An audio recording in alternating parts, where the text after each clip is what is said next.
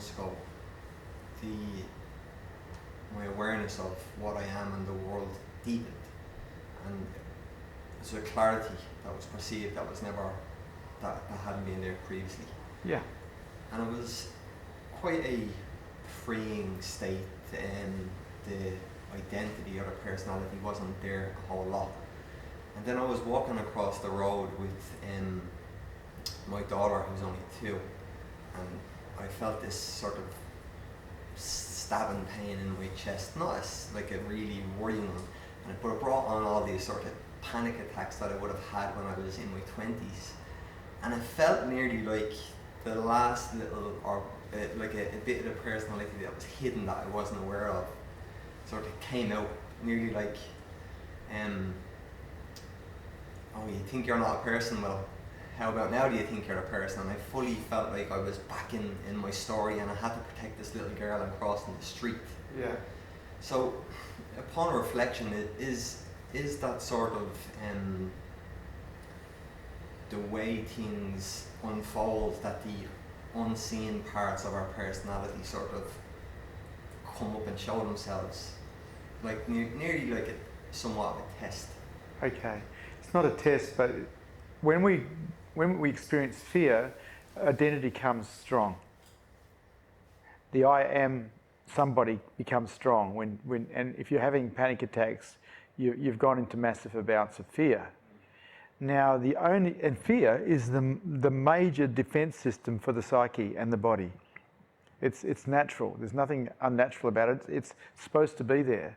But if we're going to raise our consciousness levels, fear actually has to be defeated, because it will keep us locked in lower consciousness. It in itself is a dream. It's not real, but it seems very real. If we become willing to let go of control, if we become willing to die, if we become willing to be insane, if we become willing to let go, fear loses its power. It only has power when we resist what we're frightened of.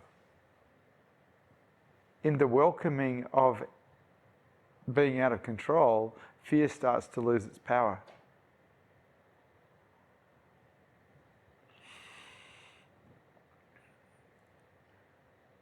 When you talk about it being a test, it's not a test, but as human beings, we have so much junk in us from even just this life of repression. And so it's a little bit like layers of an onion. You go through one and then there's another layer. And just if there's a willingness to meet with whatever comes with a warm welcoming, you can get through those layers pretty quickly. The moment we offer any form of resistance to what's appearing, it slows us down. We actually get stuck again. And so it comes back really to a willingness to meet with a warm welcoming whatever is appearing. And that actually undoes us really well. But it's painful. It's easy for me to say, it's just not so easy to do. But I don't know any other way that works. Really works. Like there's a lot of band-aids you can put on the psyche, but if we're looking at cure, unconditional surrender is the cure.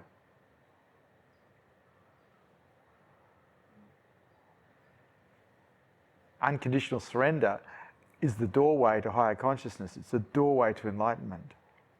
The Buddha sat under the Bodhi tree and surrendered.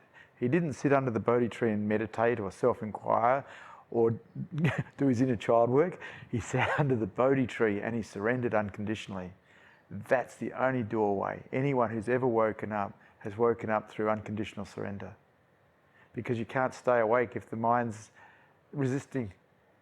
It has to let go. It has to.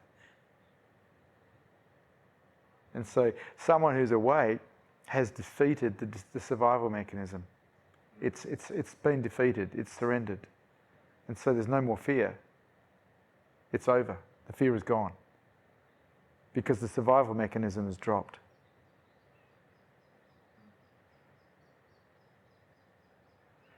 So it sounds like you're having an adventure into higher consciousness. As you get higher and higher, the price gets higher and higher.